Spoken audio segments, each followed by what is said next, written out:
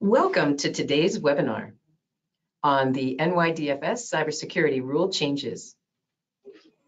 If you haven't joined us before, I just have a few housekeeping slides I'd like to go over. All participants will be placed on mute during the presentation, but during the Q&A session, please feel free to unmute yourself to ask questions. You can also submit them at any time through the question function in your webinar control panel dashboard.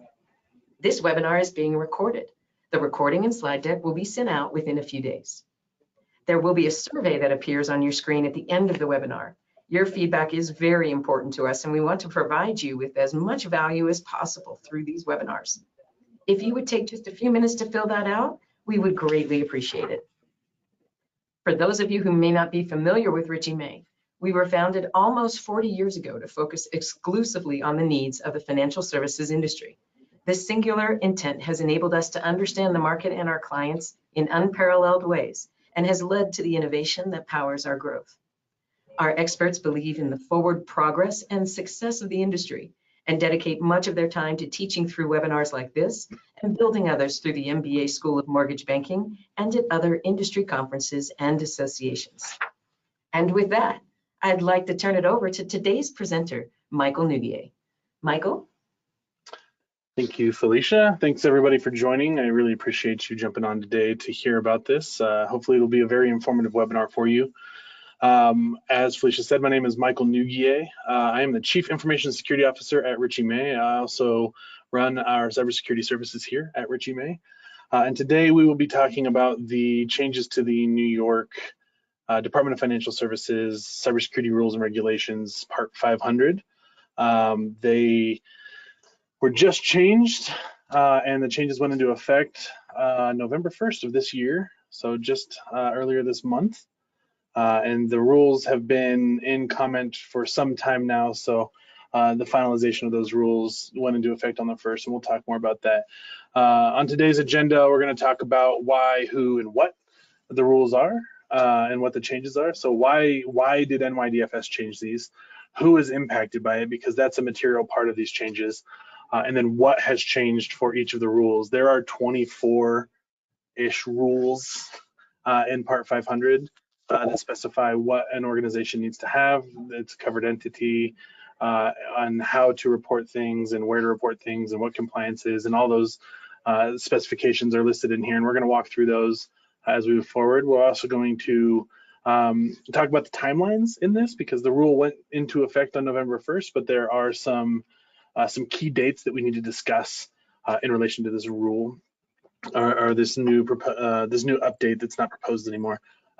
So we want to make sure to touch on what those timelines are from an implementation perspective, so that organizations and covered entities under this regulation can plan that out and be prepared for when they are due. So let's start with why the update, because this is important.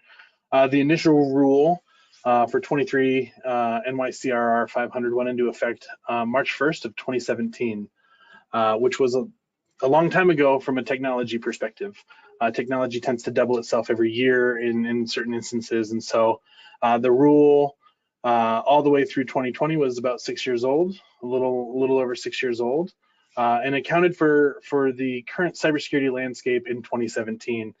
For the financial services industry. Since 2017, there was a global pandemic that led to massive technological advances and changes within organizations and how we run an organization. And so why the update, we can point specifically to just the age of it alone, but we'll touch on 4 key areas, and NYDFS calls these specific areas out as to why they updated these rules. These aren't just our thoughts here at Richie May as well. The first thing is being sophistication. Threat actors are becoming more and more sophisticated. They are learning to take advantage of the more remote world that we live in. There's a lot of work from home. There's a lot of work from anywhere methodologies out there within organizations, and these threat actors are learning how to leverage that organizational structure, that technological structure, to take advantage of organizations. They're using more sophisticated attacks. Cyber attacks are becoming just easier to perform. There are organizations out there that are ransomware as a service, so they build out the the packages for ransomware, and then you can buy it from them and deploy it on an organization as a illegally so as a threat actor. And so it's not difficult to perform anymore. You don't have to develop everything yourself. You can go purchase it, and then if you have a vendetta after something or you want to make some money illegally so from a cyber attack perspective, you can leverage ransomware as a service. Also, organizations have struggled in the last decade and a half to implement some of these more basic controls. The FBI has had their #1 configuration for protecting your network to be MFA for the last decade or so, and it's still one of the easiest ways into an organization is organizations that don't leverage multi-factor authentication or MFA. And so the ease of a cyber attack, as well as the basic controls or the lack of basic controls in some organizations, really are increasing the likelihood of an attack. The average cost of a cyber attack is increasing every year. In the last year or so, it's not increased a ton, but it has increased to, almost $5 million per attack worldwide. And in the US, it's actually almost double that. It's $9.8 million for a cyber attack, for the average cost of a cyber attack. That includes everything from, the ransom paid to the recovery cost to the legal and regulatory fines associated with it. And so cyber attacks are expensive, and they also impact individuals, right? Especially from a financial services perspective, we have a lot of personal data or non-public information, PII, that is utilized in financial services to provide those services back to individuals. And so that information is valuable to a cyber attacker. It's also valuable if that goes down from a ransomware perspective, because that needs to come up very quickly. And we'll talk about what specifically NYDFS talks about when it comes to ransomware, because that's one of the newest implementations into the rule set, is specific callouts towards ransomware. And there's also a changing landscape within the technological world, right? Within any organization, we're getting new technologies more frequently that help solve problems, but they also create vulnerability or risk within our organizations. If I was sitting in a room full of people, I'd ask somebody to raise their hand and say, what's one new technology that came out this year that has drastically disrupted the technological landscape? And if nobody answered artificial intelligence, I would be shocked, because AI has been in the news. It's been leveraged as part of cyber attacks. It's probably been talked about at almost all of our organizations to some extent, whether we're using the chat GPTs or bards of the world to gain or garner information easily and quickly, or if we have tool sets that are already implementing artificial intelligence, that's creating risk inside of these organizations that is really unknown to some extent, because there's not a ton of governance around AI. And so the purpose of this rule change is really to update for the current landscape that we have, or the current state of cybersecurity. And then from that, I'll move on to who is impacted by this rule, because that's the largest material change, in my opinion, for this rule, is that they have specified 3 types of organizations or covered entities. And there's really a 4th one, which are just exempt businesses altogether, but there's a limited exemption and then an exempt organization. So this recently passed regulation brings a new type of organization called a Class A organization. And a Class A organization is a very large financial, or the largest of the financial institutions covered by this rule, or that are managed or maintained by this rule. And a Class A organization has to meet these criteria to be a Class A. It also has the most stringent set of rules and safeguards under this new change. And so to be a Class A organization in the last 2 years, and so there is a 2-year retroactive look at your organization, you have to have $20 million in gross revenue of the covered entity and its New York affiliates for New York business. And one of the following 2 steps here, and I'll use my mouse to point on this one because it's important, right? You have to meet the first criteria and one of the next 2 criteria. An average of greater than 2,000 employees for all business and affiliates. So sub-businesses, they define affiliate inside of the rules as well, so you can understand or $1 billion in gross revenue from all business and all affiliates, not just New York.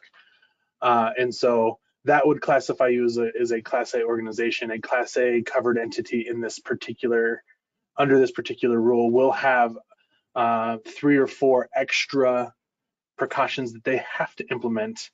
And NYDFS states that these are things that organizations of this size should already be doing. So we'll call those out as we walk through the rule set so that you can understand those.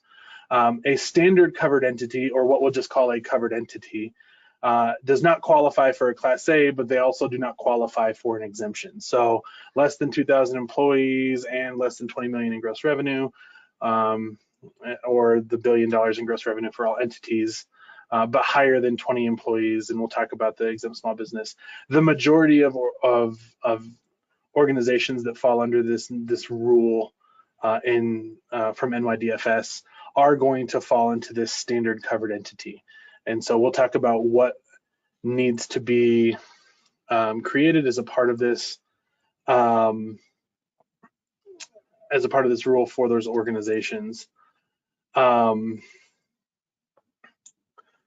For small businesses, exempt small businesses, they've changed these rules to be more lenient and include more organizations into this exemption. And so there are 2 types of exemptions. There's limited exemptions or partial exemptions, and then there's full exemptions. Full exemptions tend to apply to single person organizations or certain types of entities that only do one type of thing inside of New York that aren't a part of a greater Class A organization or covered entity. And so we're not going to talk about all the specifics there, but for the partial exemptions that we need to talk about, they have increased the requirements for that to make it easier to become exempt.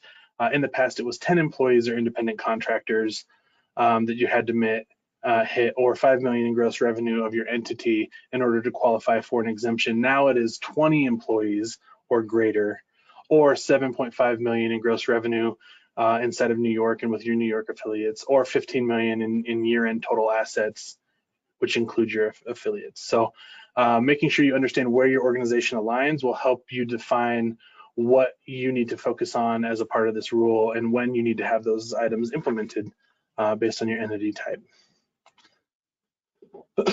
We'll talk a little bit about the partial exemptions here. As you can see, there are two partial exemptions. One would exempt an organization from that small business size from .4, .5, .6, 8, 10, 14, A1 and 2, B, 14B, and then 15 and 16. Well, that means nothing off the top of our head right now. We'll talk about what that looks like through this, but what it basically does is makes this rule still applicable to those small businesses without incurring a ton of extra cost, right? Forcing small organizations that may not have the funding to implement cybersecurity controls that are typically leveraged for larger organizations.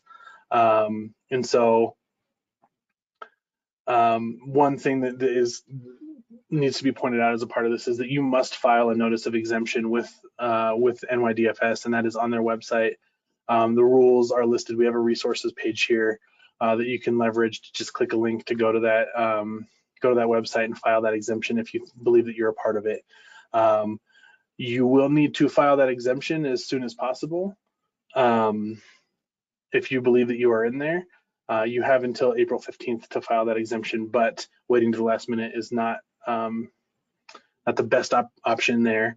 I will say that NYDFS is grandfathering in prior exemptions. So if you were exempted in the past years, that as long as everything still aligns, that exemption carries forward, and you will have to apply every year for that exemption, but it carries over from when this rule change went into effect on November 1st. All right, so now we're going to walk through what has changed and really what the rule is. So the rule is broken out into 24 different areas. We're going to talk about 22 of them today. .1 is the definitions. They added some material definitions. We'll talk about those. 2 being the cybersecurity program, policy, governance, vulnerability management. I put this slide in here for quick reference when we share this out, that you'll have it so that you can understand which each of these areas are.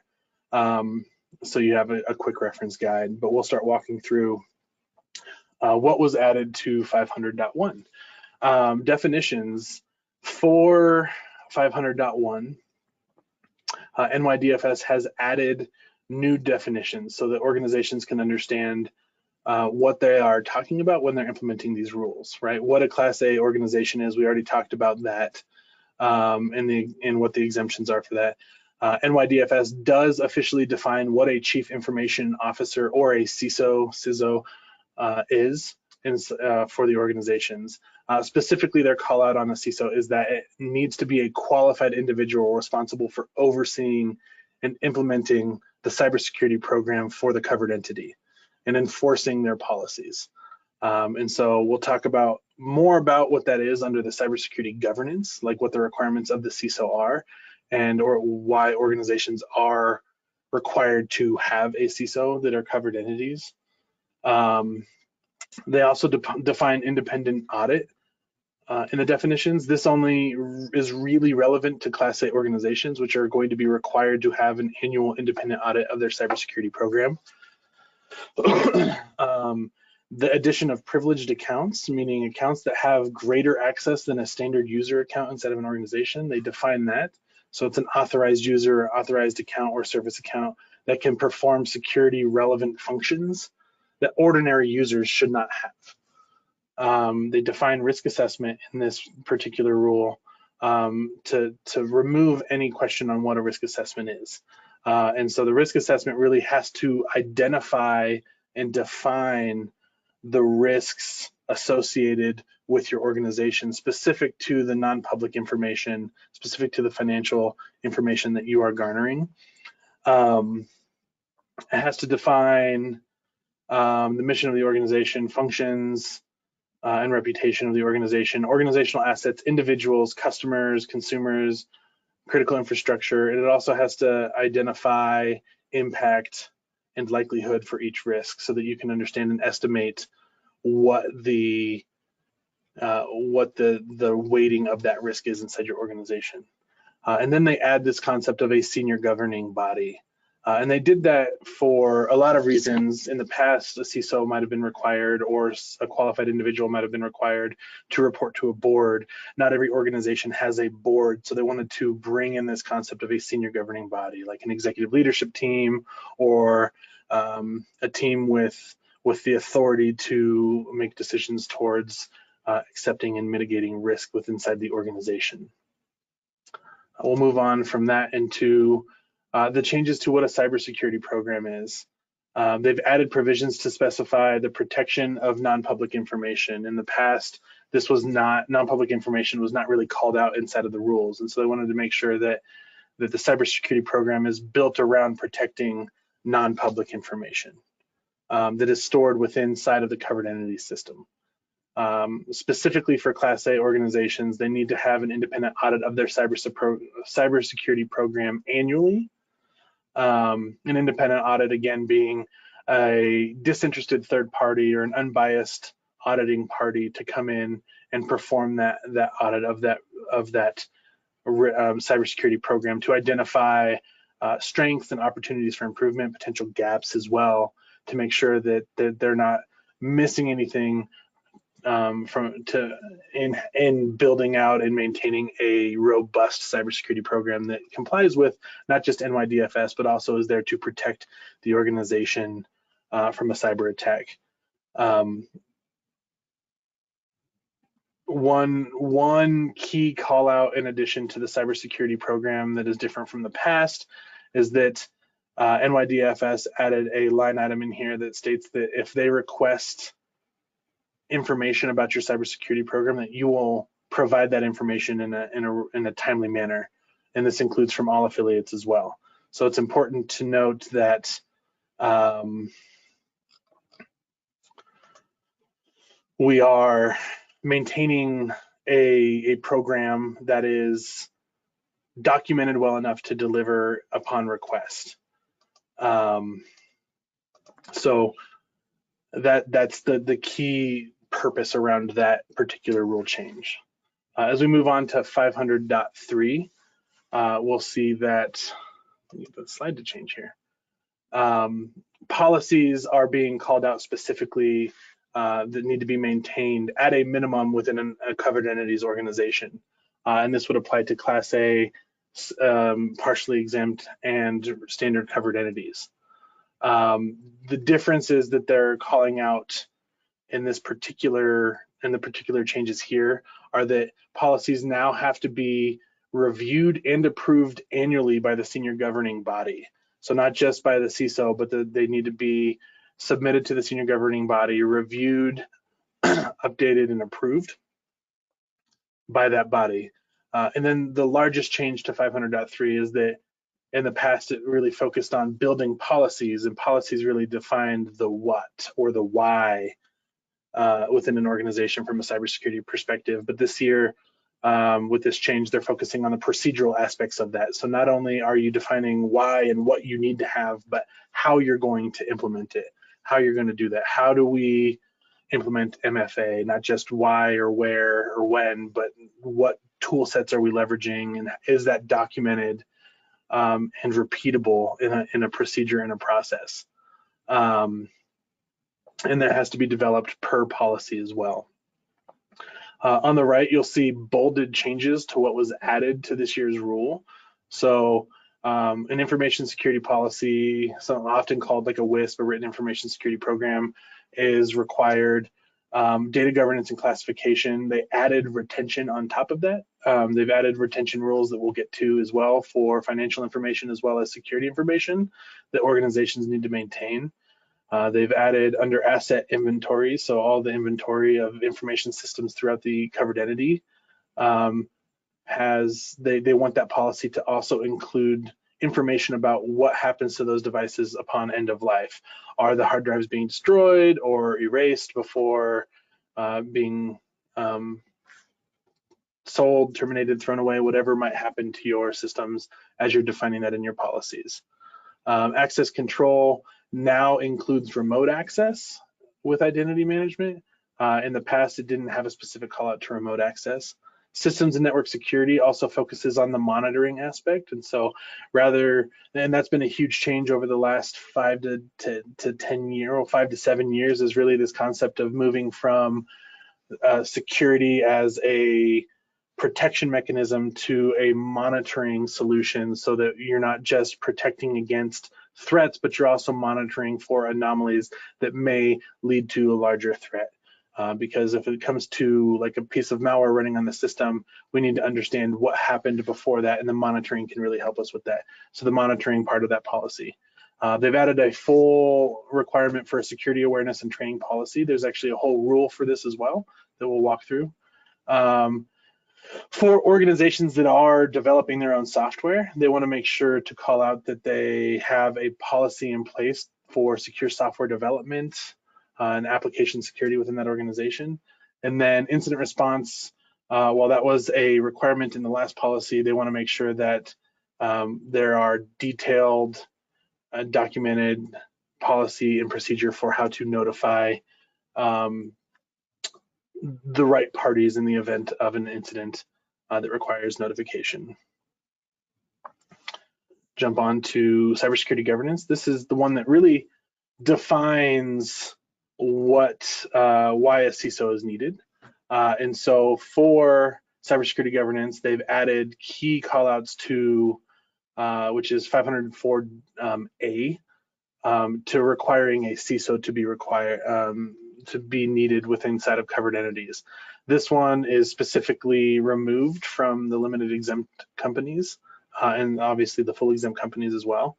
But covered entities are required to have a chief information security officer, or CISO. That can be a full-time employed by the covered entity or an affiliate, or it can also be a fractional or virtual CISO leveraged from a third party. However, if you do leverage a third-party CISO, which is typically used to save cost and get potentially some greater value if you don't need a full-time CISO to help govern your cybersecurity program. For third-party CISOs, the organization still maintains or retains responsibility for compliance. So you cannot offload that liability to a third-party CISO.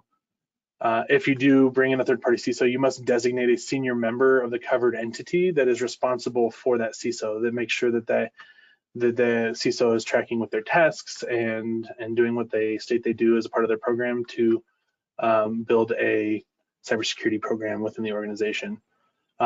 And the biggest call out here is that if you are bringing over a third-party chief information security officer, that third-party organization or chief information security officer must comply with the same parts of the NYCRR 500 that your organization does, which is a huge uplift for a lot of organizations because they're now having to comply with the rules of NYDFS. And that is a knock against the covered entity if they're not validating that as well. So that comes into play with like vendor questionnaires and procurement as you're bringing on a third-party chief information security officer to do your due diligence to make sure that they are attesting to the same set of standards that you also have to attest to for NYDFS and other regulatory bodies as well. The CISO is responsible as a part of the cybersecurity governance to report to a governing body annually. And these things listed here are items that are specifically called out inside of the 500.4 rule that are required for the CISO to report on. So the confidentiality of NPI or non-public information, the integrity and security of the covered entities information systems, the covered entities policies and procedures. So as a CISO, they need to have responsibility and even accountability for those policies. You need to report to the governing body any material cybersecurity risks to the covered entity. And so the risk assessment that needs to be performed needs to include that CISO as a part of that to make sure that those risks are properly weighted and understood. The overall effectiveness of the covered entity cybersecurity program. So they call it effectiveness when it comes to the NYDFS rule. I would focus on the maturity aspect of it, as there are several maturity ratings out there for cybersecurity programs. The FFIEC has one specifically for financial institutions. The federal government is really close to passing their cybersecurity maturity model, which is a certification that doesn't really apply to the financial services industry, but the maturity model aligns specifically with standards such as the National Institute of Standard and Technology cybersecurity framework. And so you can build a maturity and effectiveness around your cybersecurity program by following those frameworks as well. And a CISO will probably recommend aligning with those with your organization. Material cybersecurity events involving the covered entity during the time period addressed by the report. So the report is due annually every year on April 15th. That has been the case for the past 6 years of this rule. And so making sure that every year you're reporting those material cybersecurity events, not just during that report, but if it is material, you also have to report it within 72 hours, and we'll talk about that. And then we'll talk about this more for during the reporting side, but they've opened up a new option on the annual reporting that lets you report non-compliance with a remediation plan. And so if you do have material inadequacies that do not align with NYDFS, the CISO has to report to the governing body the plans for remediating those as well. Oh, this keeps continuing. I forgot about this slide. So CISO reports to the senior governing body all the material cybersecurity issues. So again, that senior governing body could be a board or an executive team that is responsible for the risk in the organization. The senior governing body is also defined on what they need to have in place as well. But they will exercise oversight over the covered entity's cybersecurity risk management. And it basically states inside of this policy that they have to have a sufficient understanding of cybersecurity related matters. Right? If you have a senior governing body that is not trained in cybersecurity, or a board that doesn't have some sort of cybersecurity presence on it to thoughtfully ingest any data coming in or risks coming in, then the senior governing body is not compliant with this rule. Requiring the covered entities, executive management or designees to develop, implement, and maintain the covered entities cybersecurity program. So the senior governing body has to enforce these back into the organization. They should be receiving regular reports on cybersecurity matters. The frequency is not effectively defined in this rule set. Typically, we see the same frequency of board meetings with a report on cybersecurity on either a monthly or quarterly basis, depending on what that aligns with an organization's meeting schedule. And then making sure the senior governing body also has to have oversight over whether the organization has the right staffing for their cybersecurity program within their organization. This is a bigger change and one that's going to probably impact a lot of organizations that are covered entities and Class A, but with the limited exemptions being increased on allowing more limited exemptions, this will help actually save costs for the smaller business as well. But the vulnerability management program is changed dramatically for this rule. And the biggest call out is that, again, you have to have policies and procedures designed, the procedures are the big aspect here, designed to assess and maintain the cybersecurity program. In the past, there were if, ands, if, ors in this rule, but they've changed it to include that an organization or a covered entity and Class A organization must perform an annual penetration test from inside and outside of the system, outside of their network. Which is difficult language, doesn't align with the lingo so much inside of the cybersecurity arena, but we take that to mean that they need to perform a penetration test on their internal assets, those that are typically behind a firewall, your laptops, your servers, things that are not publicly facing, and your external publicly facing systems. So what an attacker can see from the outside and what would happen if an attacker was inside, what vulnerabilities could be exploited. And so that is an annual requirement, and they call it an annual requirement unless there are material changes within the organization that would require another penetration test of certain parts of your network and applications if you made material changes to your network. So if you replaced all of your infrastructure, if you added a new financial accounting system with lots and lots of servers on it, things along those lines are material changes to your organization. As a part of this, alongside the annual penetration test, automated vulnerability scanning is a requirement of all systems, as they state, all information systems inside the organization. And if it's not possible to automatically scan your information systems, then you have to perform manual reviews of the systems that cannot be automatically scanned. This potential rule has the largest, not the largest, but a cost consideration because it requires an organization to perform a penetration test. They do not call out that it has to be a third-party penetration test. So if you have a offensive security, red team, internal security team that can perform the pen test, that is an option.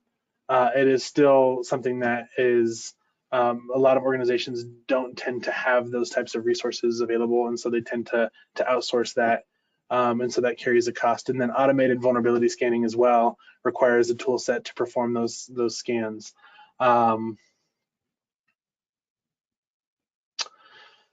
Along with that, so with the automated vulnerability scanning, covered entities must have a monitoring process in place. So it's not just about scanning for vulnerabilities. You actually have to make sure that as new vulnerabilities come into play, you have a remediation plan for critical, high, medium, and low vulnerabilities, and that you're monitoring for new vulnerabilities coming through the automated scanning procedure.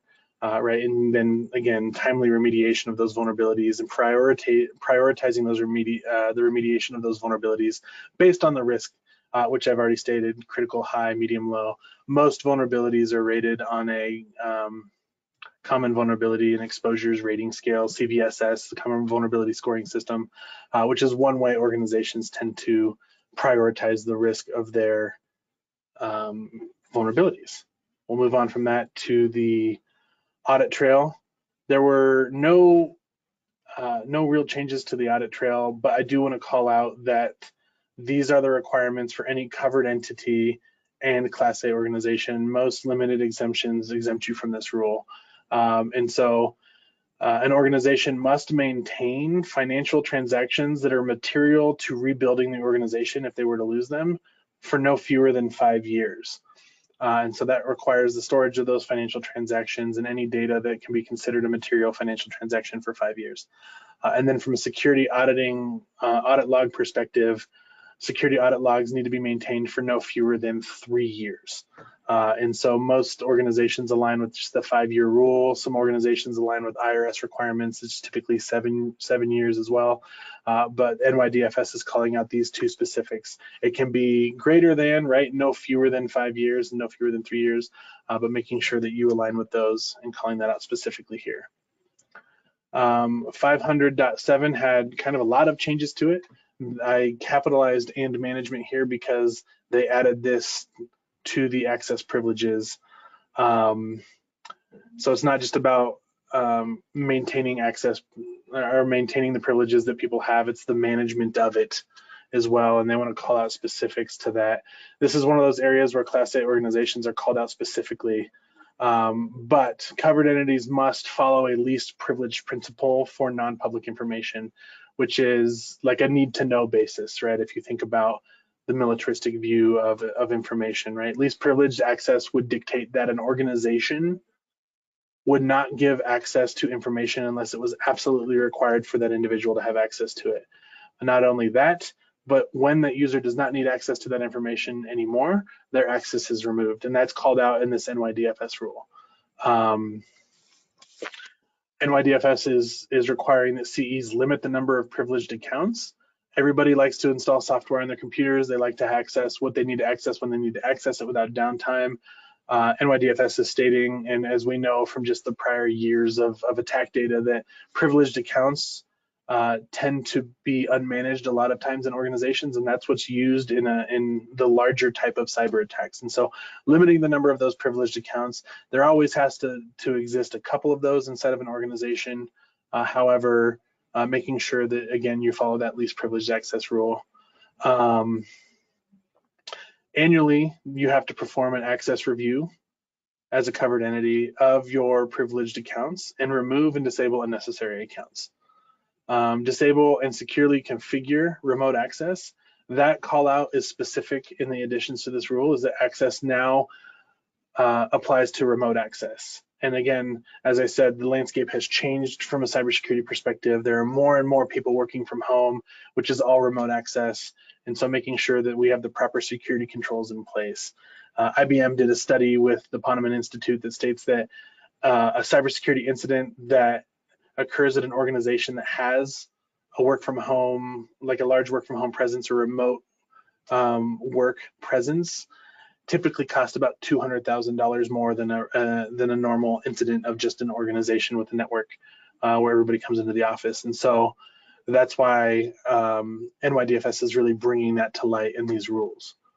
Promptly terminating access following departure. So that's really robust onboarding and offboarding procedures. If a person is terminated or a system is not renewed inside your organization and it had certain accesses, making sure that you terminate those accesses immediately upon departure and not waiting, because as we all know, things tend to slip through the cracks if we don't focus on them immediately. And then a written password policy must be utilized inside of an organization. This is important to call out because they don't actually specify what that password policy specifics need to be, like 16 characters or special characters needed, uppercase, lowercase, any of that. There's no password reuse in there. They're just stating that you should follow general best practices and create a password policy that would dictate what an organization needs to have. Now they go further for Class A organizations and state that a Class A organization must have a privileged access management solution, or a PAM, which manages automatically access for privileged accounts, and it can grant them and disable them automatically. There are a lot of solutions out there to walk through. So if you are a Class A organization that doesn't have one of these, there is a compliance timeline of this one, and we'll talk about that as we move forward. The second important rule change for Class A organizations or additions in this is that Class A organizations need to have an automated way to block commonly used passwords. It's kind of a joke, it's kind of not a joke, but the top 10 passwords still in use today are still password 12345678990, right? Those top 10 passwords. I think Michael, my name, is actually the number 10 most used password in the world, which is devastating to me as a cybersecurity professional. But right, blocking those commonly used passwords. There are several ways to do this through most Microsoft or Google has capabilities to perform some of these functions as well. But making sure that a user can't do that. Other aspects of this would be password reuse as well for commonly used passwords. So if your password was password 1 and then the next time you needed to change it, it was password 2, that's not secure. That's the first thing an attacker is going to check when they start trying to hack your account, essentially, when they try to break into your organization, is if they were able to steal your password and you changed it from password 1 to password 2, that attacker is going to check password 2 within a couple seconds of password 1 not working. So they've caught on, they know our tricks, and they're using it against us. I'll move on to application security. Not a lot of changes to application security outside of really focusing on it, having a policy and procedures in place for it, making sure that secure software development standards and guidelines are followed, but having the CISO or the qualified designee, the senior governing body, review, assess, and update those policies at least annually. In the past, annually was not added there. That's all that was really added to this rule, is that you have to review this annually, and then attest to that when you are certifying your cybersecurity program at the end of the year, or April 15th every year. Risk assessment with inside of organizations. The big changes here is that a risk assessment must be performed annually and reviewed and updated at a minimum annually. In the past, it just stated that it needed to be reviewed periodically, which carried some nebulousness to it, if you will. And so it has to be performed at minimum annually. And again, here it is again, whenever a change in behavior, whenever a change in business or technology causes material change to risk, you need to perform a risk assessment over that area of your environment. We're going to move on here because we have a lot to cover here. We're going to cover 2 at once here. No material changes to 500-10, which is cybersecurity personnel and intelligence, other than they want you to comply with 500-2 or 500-4 and 500-11 when it comes to leveraging third parties. And then third-party service provider security policy. If you're leveraging third parties, they've only removed a provision here, and they also had a grammatical change where they hyphenated third party. And so nothing crazy here other than governing your third parties and making sure that you have trained and qualified cybersecurity personnel within inside of your organization. Multi-factor authentication, a big one for NYDFS here. They completely rewrote the rule. They focus mostly on, this is really the most stringent change actually throughout the entirety of the process here, is that they're requiring multi-factor authentication on all information systems, which is a huge lift for most organizations because typically multi-factor authentication is leveraged on external systems only, but this would require multi-factor authentication on every system you log into, including like your laptop, and not just your email or a software as a service solution. So that's the largest change here for MFA. If there are equivalent secure measures that are not multi-factor authentication, a CISO may approve those and deliver that justification to NYDFS as well. And so that's a huge change. The good news about this rule is that this particular rule has a large enforcement window threshold. So the timeline to enforce this is actually November 1st of 2025. So organizations have time to plan and implement this change within their organization. Asset management and data retention requirements, again, almost a complete rewrite of this rule as well.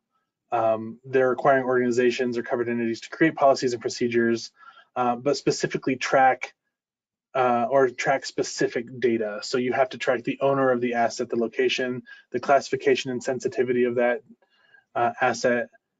If it has support, what that expiration date is. So if you have a server hosting sensitive data that doesn't have a warranty or is unwarrantyable, you have to track those dates as well. And then specifically for the business continuity of that, how long it would take to recover that particular asset if it were a critical asset. And that's what we call the RTO, or the recovery time objective. And so documenting that for an organization, this also has some lead time on it to implement throughout organizations, because, and it's probably one of the more important ones in my opinion as well, because you don't know what you have to protect if you're not actually being thoughtful about that, right? If you don't know what you have, you can't protect it, said in a different way. And so this is important in having a robust cybersecurity program for NYDFS. Monitoring and training is specifically called out as well. They added the monitoring aspect of this rule set. All CEs are required to have risk-based controls to protect against malicious code, including monitoring network traffic and email for unauthorized use or tampering with non-public information. And then CEs also have to train their staff, their entire staff, including affiliates, annually with security awareness training. We at Richie May recommend a more frequent approach to training, because vigilance tends to wane over time. And so if people are continuously training, say on a quarterly basis or even monthly basis from a micro training perspective, then they have that vigilance that stays relevant more frequently. And so they're paying attention more to it rather than an hour-long training once a year. Specific callouts for Class A companies here is that they must deploy an endpoint detection and response toolset. There are several of those out there. I will state here that the EDR technology that they're calling Class A's to deploy is more of a standard now, and will also help cover the first bullet point here for risk-based controls to protect against malicious code. Most EDRs can perform that capability to align with that first control for a CE. They're just not calling it out for anybody other than Class A's. As well as a Class A organization must maintain a SIM, or a security information and event monitor, or some other centralized logging solution for security events. And that requirement is for 3 years. That's important because if there is a breach, you have 3 years of data to pull from to see when it actually happened.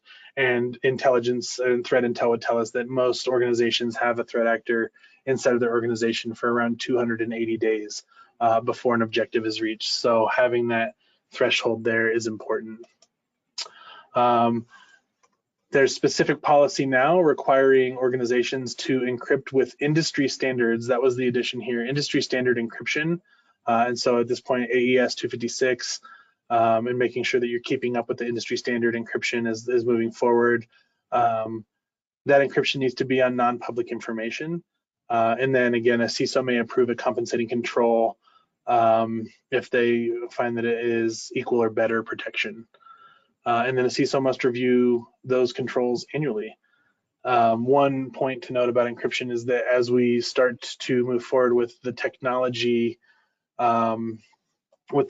just ever increasing, quantum computing is starting to be more and more of a concern for encryption. And so that will be something that will probably be required, is why they're using that nebulous language for industry standard.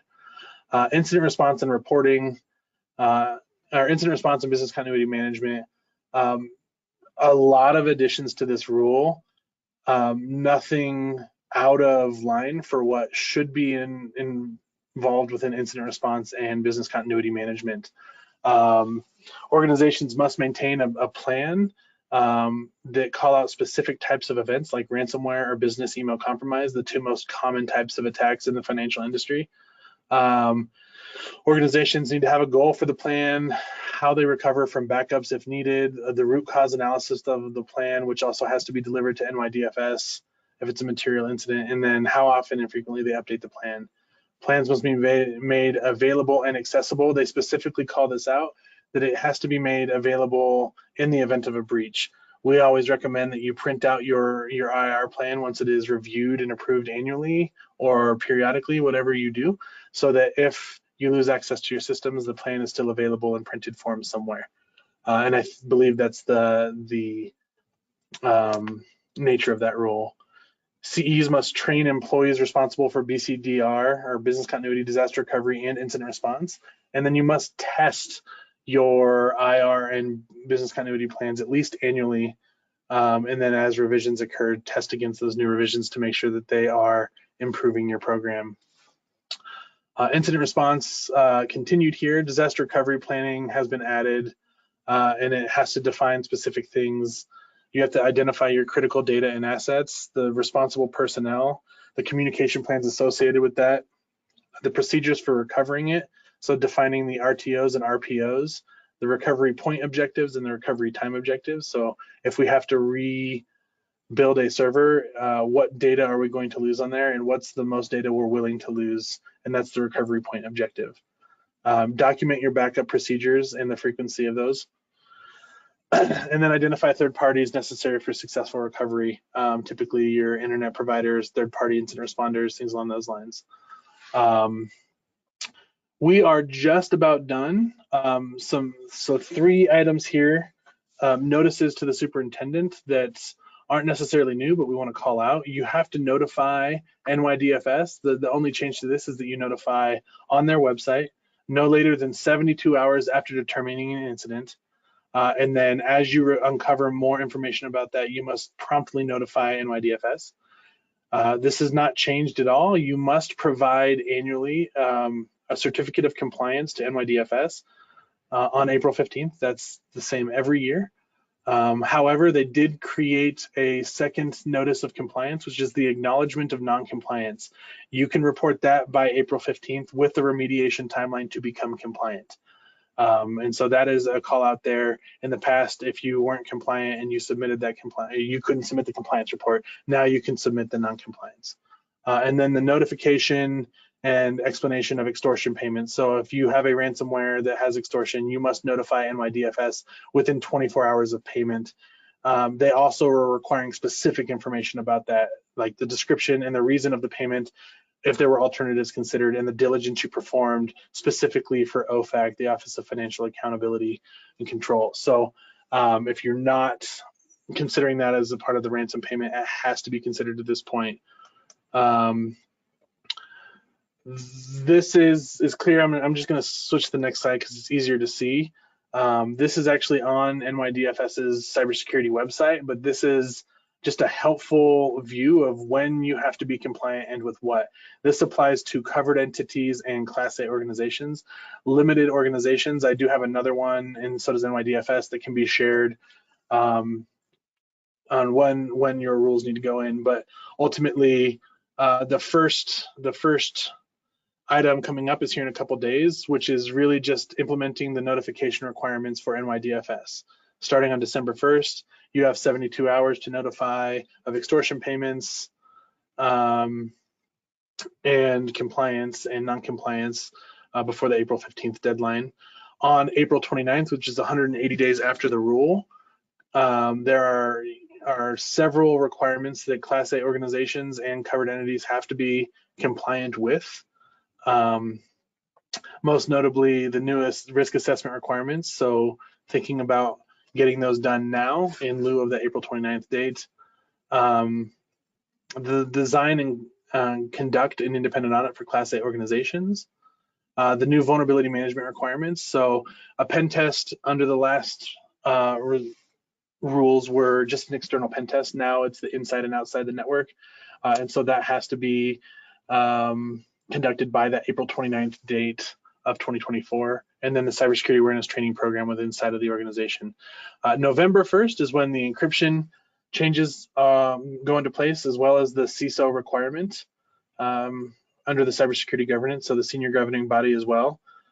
And then 519 for small business, increased requirements for multi-factor authentication and cybersecurity training are required by November 1st, so a year from the date of adoption. And then on the 18-month date, or May 1st of 2025, the vulnerability management automated information scans come into play. The access privilege, PAM, privileged access management controls come into play.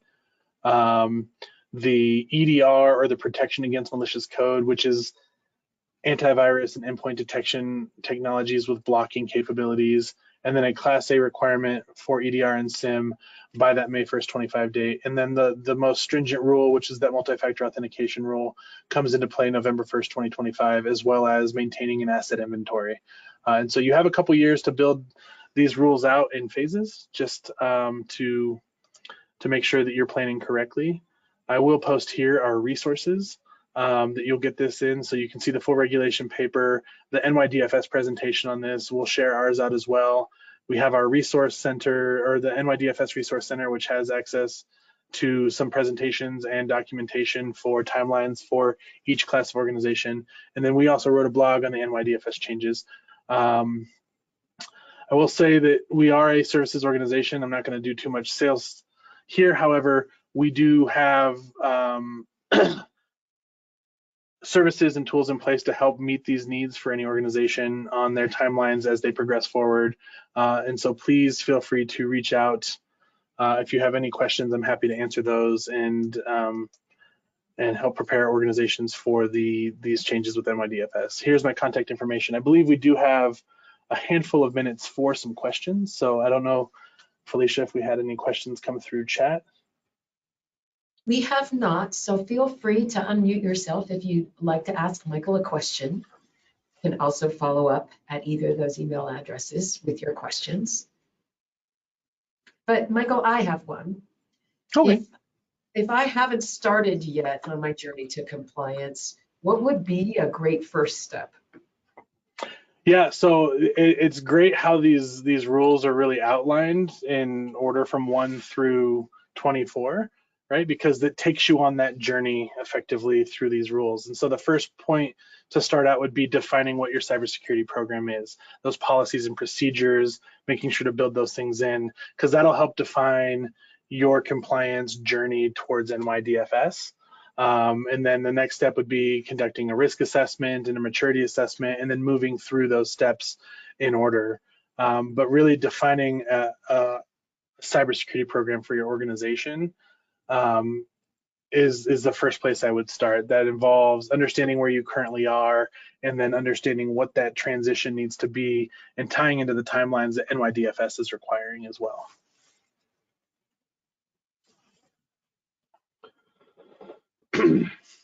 Fantastic. I just had one more question. People asking if we are going to be sending out the deck, and the answer is yes. This deck chock full of information, as well as this recording, will be sent to you probably tomorrow. If not tomorrow, then the day after, but probably tomorrow. And Perfect. With that, I don't think we have any other questions, Michael, if you'd like to close us for today.